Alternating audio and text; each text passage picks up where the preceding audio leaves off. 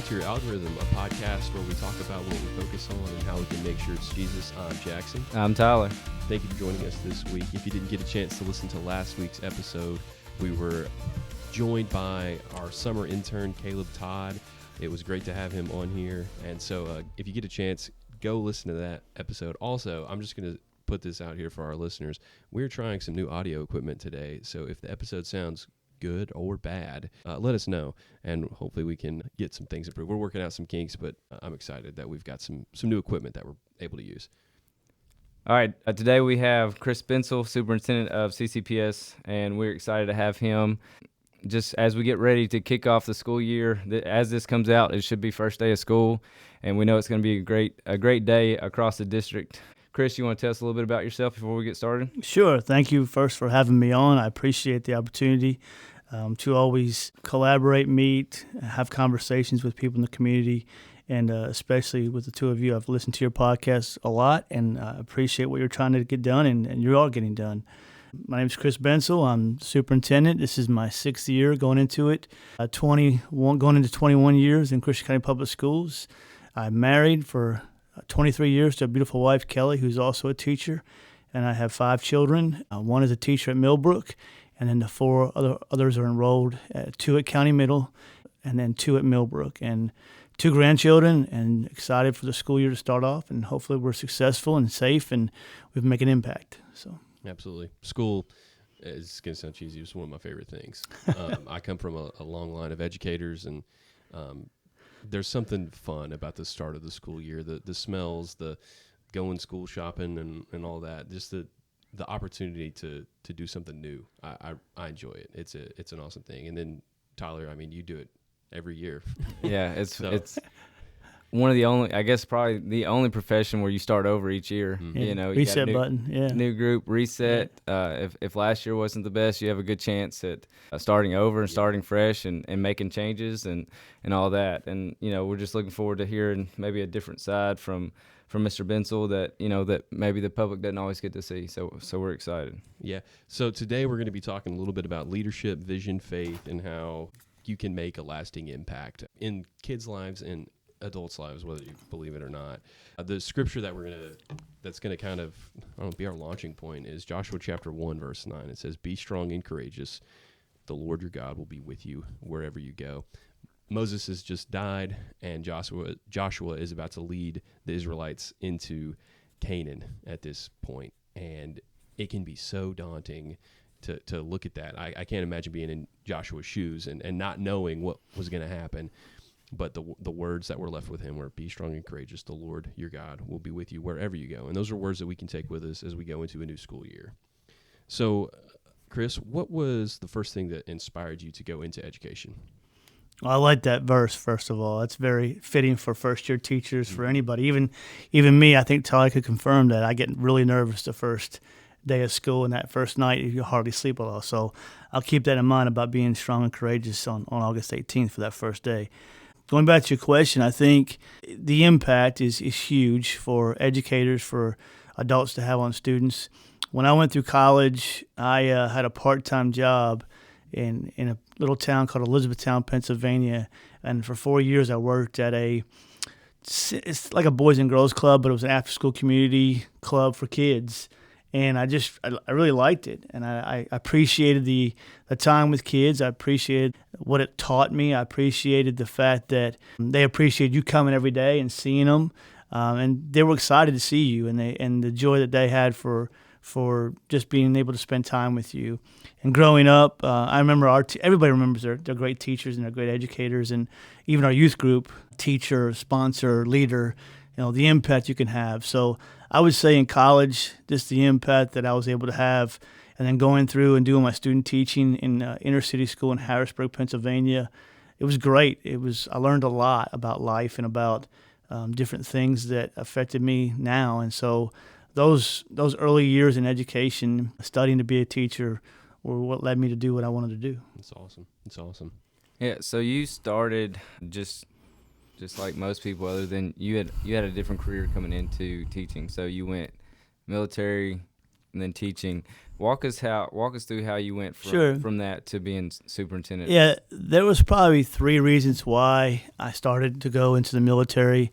I knew I wanted to be an educator, a teacher.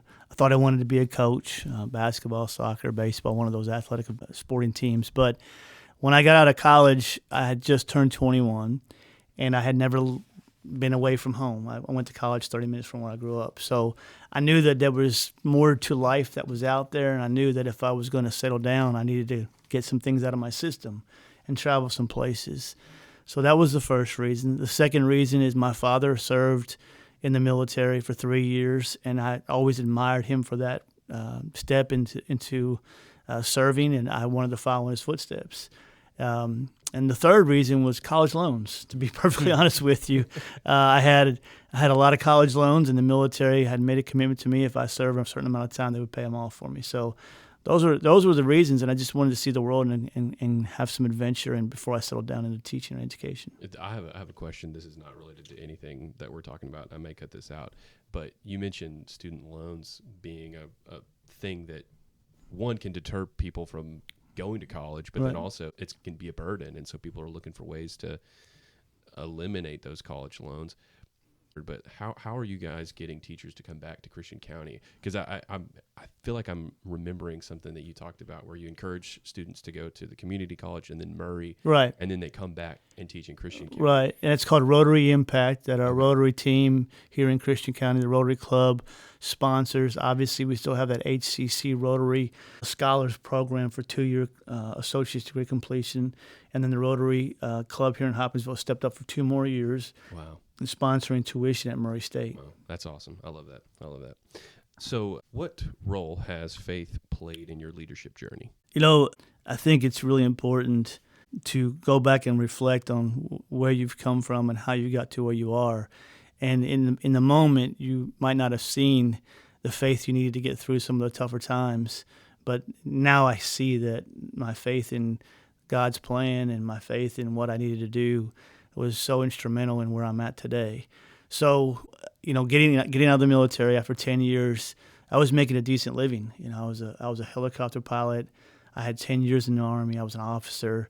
And getting out of the military was a very big decision, especially financially, because I was at that 10-year mark and I had to do 10 more to retire. And my wife and I struggled with that very much because I wanted to be a husband and a father, but you couldn't do that and put that as primarily your focus because the Army would tell you where to go and when to leave. And if they wanted you to have a wife, they'd issued one. So It wasn't their priority. It was my priority, you know, God, family, and everything else. So I can remember one time we were struggling with the decision. I had an opportunity to transition out, and my wife and I were just so at a point where we just didn't know. And I told her, I said, look, I'm going to call my commanding officer. I'm going to stop it because we're unsure, and I'll just tell him I'm going to stay in the military. And so I called him, and I had a good relationship with him, and he always picked up the phone, always, and he didn't pick up the phone. And I could have just said at that point, I'm staying in the military, rescind my transition papers out, but he didn't pick up the phone, and he never called me back. And that's unusual for him at the time, you know. So to me, that was a God thing. It was my faith leading me to he'll take care of any issues we have, to have more faith in the decision that we're making. Because it was the right decision. You know, it was the right decision to put my family first, even though my first paycheck in teaching back in 2005 was $1,400 for the month. Wow. So for the month, for 4 weeks, it was $1,400 take home. So that was a huge leap of faith.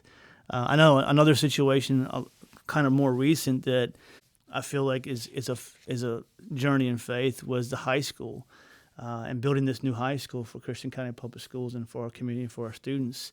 You know, we had a very bad cycle of bids that we went through, and it was very almost embarrassing to what happened. You know, it was over $90 million overbid, overpriced. And, you know, I prayed about it. I talked to people that were important to me, but at the end, it was my decision with the board to go forward or to stop it. And we could have just stopped it and not went back into the rebid process, but we took a year. And somehow, the faith led me to keep moving forward, and we were successful.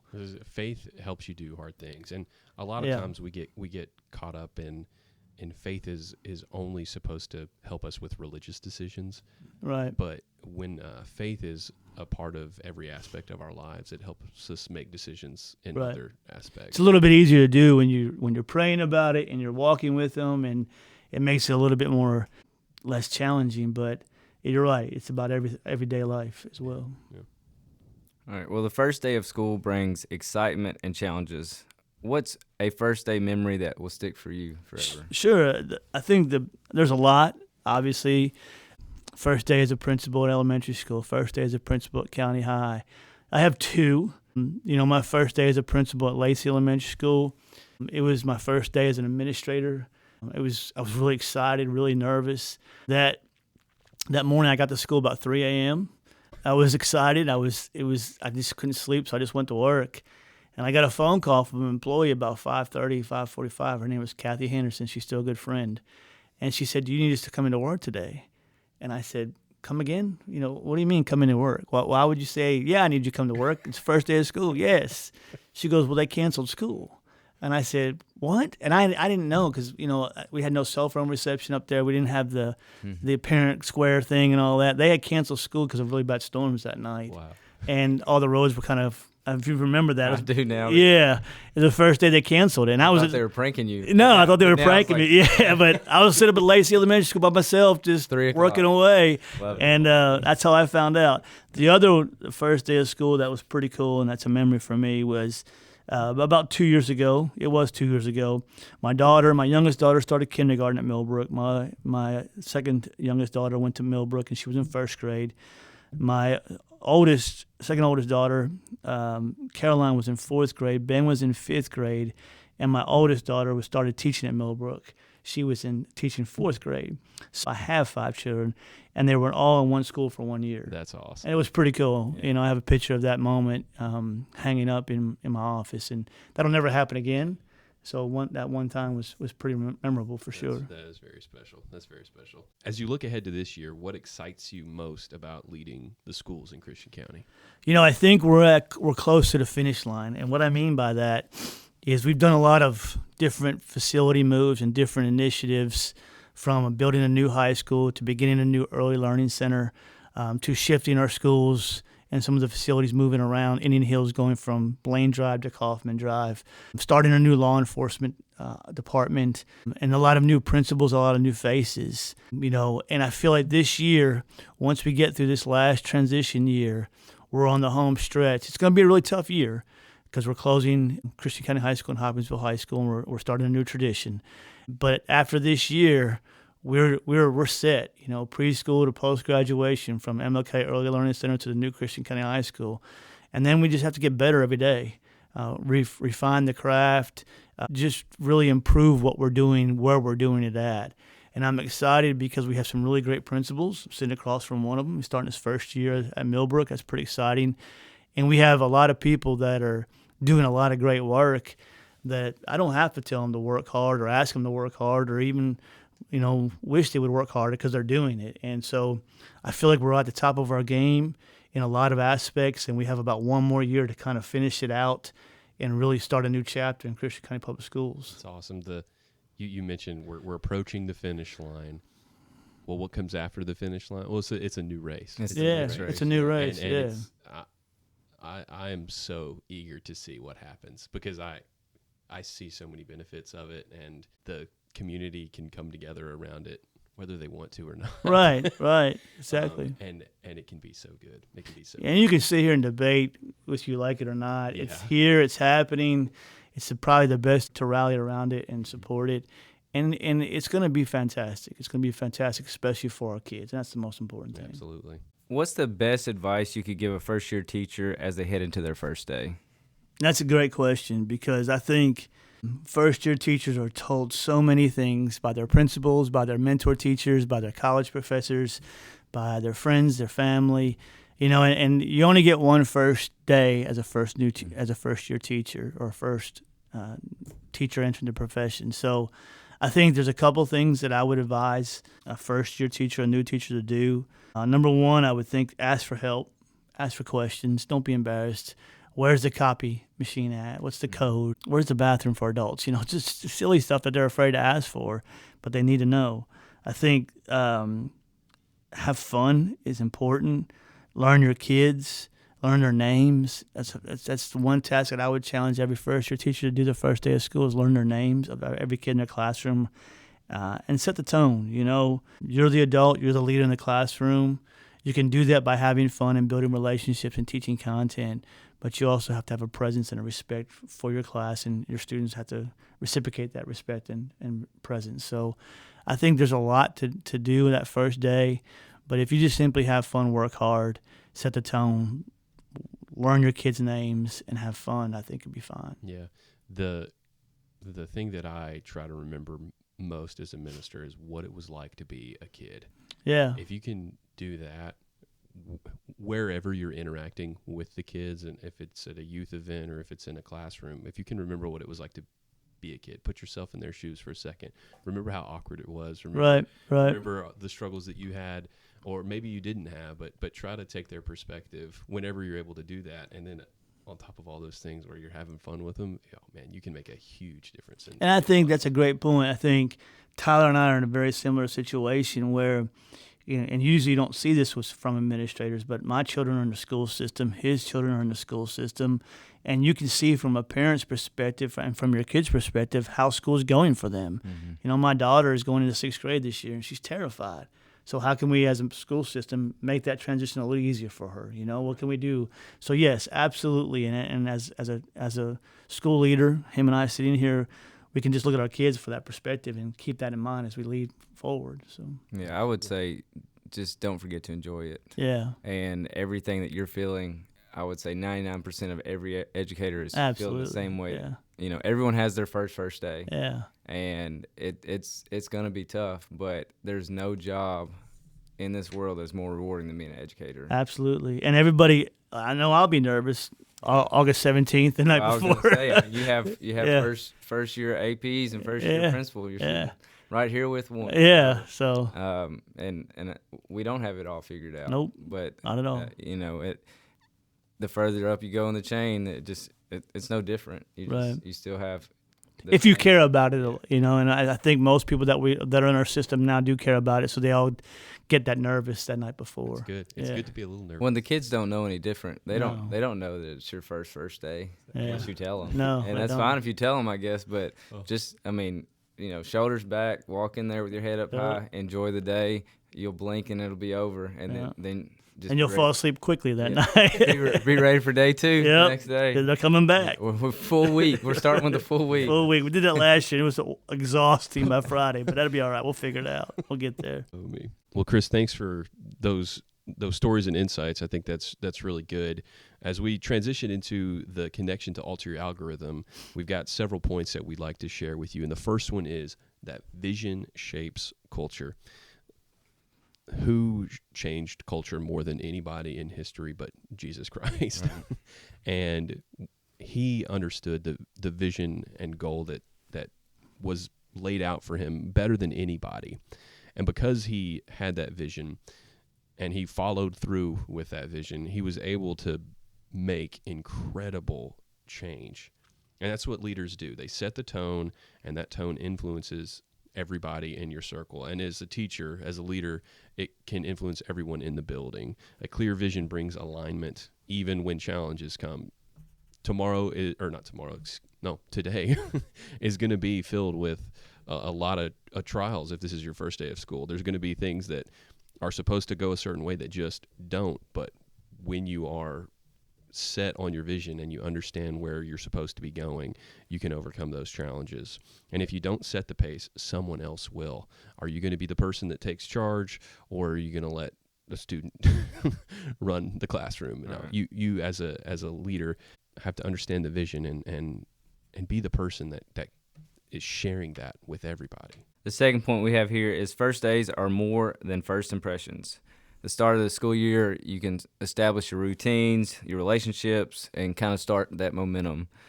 How you start often determines how you finish, and it's a marathon sometimes. You don't have to be great to start. You have to start to be great, and that's a comment that kind of comes to mind whenever you start thinking about the school year. Small moments at the start can define the story at the end. So building those relationships, getting to know the kids. I'm a firm believer in winning in the hallways and in the commons areas and things of that nature. That way you can win in the classroom. Mm-hmm. Well, and you mentioned something, this might come up a little bit later, but small moments can make big differences. Last year I was talking about rectangles, and I made just a sly comment. I had no thought about it, about how to remember that a rectangle is a rectangle.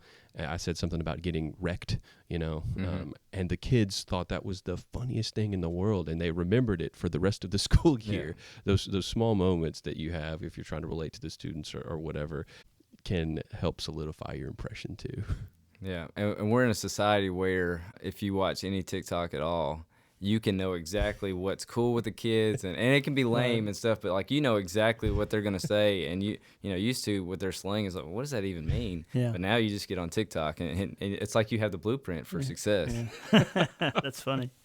Well, the final one is leading through faith and integrity.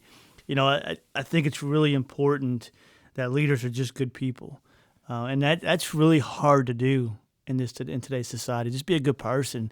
And then on top of that, be a good person and walk in faith. You don't see that a lot in a lot of people. It's hard to do the right thing all the time. It's hard to not use profanity. It's hard to go to church every Sunday, and it's hard to walk in your daily life outside of Sunday mornings and Sunday nights and Wednesday nights. So I think that's really, really important. And we have a lot of leaders in Christian County Public Schools that I would consider men and women of faith, and we've worked really hard at that. The most recent example is Ken Carver, the executive principal hire that we made for the new Christian County High School. He's very grounded in faith and very deep-rooted in his religion and his walk, and so I appreciate that. Now, that's not the decision you make when you're hiring somebody, but it sure helps a lot to have those same values, because when you have your values aligned, like when hiring Tyler as the principal at Millbrook, when our values align, he's going to do the right thing. And as I said before, it's important for the school system, but it's also important for my kids go there. My daughters attend there. Right. So I want to see a Christ-like man leading that school and doing the right thing. Yeah, the day that we recorded this, Sunday, our preacher talked about Psalm 10 and how it is so tempting to lack integrity. Yeah. It's because it's easy. It's easy to just do what I want, and being a leader is hard, and we've already talked about that, but I commend all of the leaders in school systems for having to make hard decisions, and encourage you to keep well, and because kids are looking at you every day. Yeah. And I know it's not it is one of your values, the ethics value, the code of administrative ethics, and the things that you have to do, a standard of evaluation. Right. But you got to be a good person to lead kids. Mm-hmm. Right. And we don't struggle with that as much in Christian County Public Schools anymore. And I'm thankful for that, because we have a lot of good people doing good work. Awesome. Right. It's easy to do the right thing when people are watching. Yeah. What are you doing when the lights are off, and what are you doing? Well, I think it's easy to do the right thing when everybody else is already doing the right thing too. It becomes that's leadership. That's influence, right? Influence, right? Yeah. So as we keep going, we'd like to share with our listeners some practical takeaways and some applications. Chris, we're going to give you the first one. Start with purpose. I believe that is really, really important as an individual and as an organization. When I first became the superintendent of Christian County Public Schools, we took about a 6-month time frame to redefine our mission, our vision, and our core values in our school system. It took about a year when it was all said and done, but that sets your purpose, what you're about, and what you go about doing each and every day, and why you do it. And as an individual, as a leader, my day starts the same kind of way, the same manner, with devotion, prayer, and scripture. Reading the Bible, doing my daily bread, and saying my prayers for my family, for the day, for what I'm going to face, for what my family may face, for what leaders are going through in our district, if they're having surgery, or if they're have an in-law or a family member in the hospital. So that's a good 30 minutes that I need to set aside. And if I don't do it every day, I can tell a difference in my day. Mm-hmm. So I think starting with purpose individually and as an organization is huge. It's impactful. It's imperative. That's good. The second practical takeaway we'd like to give you is lead from where you are. You don't have to have the title to influence people. I see it happen all the time in youth group where, yes, I'm the youth minister, but there are leaders in the group. There are people who are stepping up, watching out for other people, making decisions that benefit the whole group, and that is awesome. You can be a first-year teacher. You can be your year of retirement. You could be the superintendent. You have an opportunity to lead from where you are, no matter what it is you're doing. Look for opportunities to serve and support everyone daily. Yeah, and it's important. I think you have to think about you can't lead people beyond where you're willing to go yourself, and I think that's important as well. The third one here is set rhythms, not just goals. So establish those habits that keep you grounded that throughout the year. It's going to get tough. There's busy seasons. It's going to be tough around Christmas. It's going to be tough around fall break. I went out of order there, but spring break, testing time, end of the year activities, it's going to be tough. And if you're not an educator, you have seasons in life that are tough as well. So set those rhythms, those daily habits. Make time or space for renewal even in those busy seasons, and just make sure, kind of what you mentioned, if we stay grounded daily with our prayer and our devotionals and things of that nature, it sets a good rhythm for daily life. Yeah. Well, something with these practical takeaways and applications that we want to remind our listeners of is we are giving you advice that Jesus followed himself.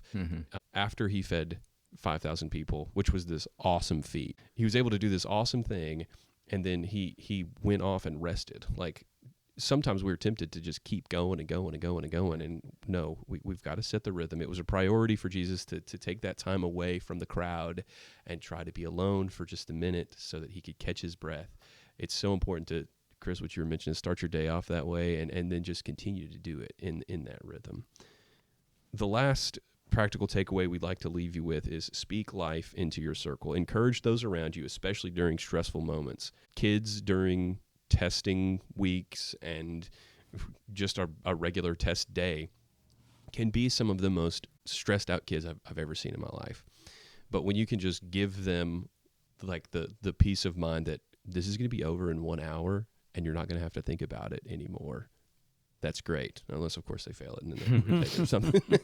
But you can speak encouragement into kids' lives. You don't realize how big of a difference that can make in somebody's life. And it doesn't have to just be a kid. I love saying positive things to people, just reminding people of how good they are because they're made in the image of God. People need to be reminded of that because it is so easy. Culture does not want us to believe that we are special sometimes, but God has a plan for us. And so speak that into the people you hang out with, the people that you're trying to influence, the people maybe you don't know who they are. Give them encouragement. All right, Chris. So as we close, we appreciate you being on. Do you have any final words of encouragement or wisdom as we close? Yeah, I encourage the two of you to keep doing what you're doing. It's great to see males, adult males, leading others, influencing others in a godly, practical way. So I think it's great for me just sitting around the table and listening to what we're talking about. Reminds me of things I have to do better, and it's a good connection to your walk with Christ. I also encourage the community. August 18th is a big day. Pause a little bit when those bus stop arms are out. Give us a little bit of grace. Parents, the same thing. We have 8,000 kids we're transporting to school, and we'll probably mess up a couple times that day. It's bound to happen. We have new leaders, new teachers, and we just want to have a great, positive, safe first day. And to get to that point, we're going to do everything we can. And all we're asking for is to have fun and enjoy the moment and a little bit of grace throughout the process. And thank you for having me on today. This has been great. Well, thanks for being here.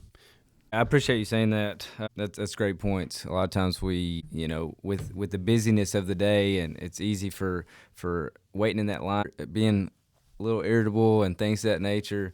We have the kids' best interest at heart, and we're just looking for a great first safe day as well. So as we close, think about this question. How will you set the tone for your own year, whether that's in a classroom, whether that's starting fresh this year? Like, you don't have to wait for, special dates on the calendar. How will you set the tone for the next year? Identify one way this week. Lead the way. in your family, the workplace, with your kids, whatever it is, whatever you're a part of in the community, set the tone, lead the way. Absolutely. Chris, I want to thank you for joining us. I'm going to lead us in a prayer, and then the episode will be yours. Let's bow. God, we're so thankful for today, thankful for the new beginning of this day and what it means for this school year. Father, I ask that you be with all of the educators, be with all of the students, be with everyone who's working in the school system. Father, be with the parents, and just give us grace, give us peace, and show us love. Father, help us to lead like Jesus did, humbly and with purpose, understanding what he was hoping to achieve with his life. Help us to be influencers like him. It's in his name we pray. Amen. Amen. Thank you for listening to All Year Out.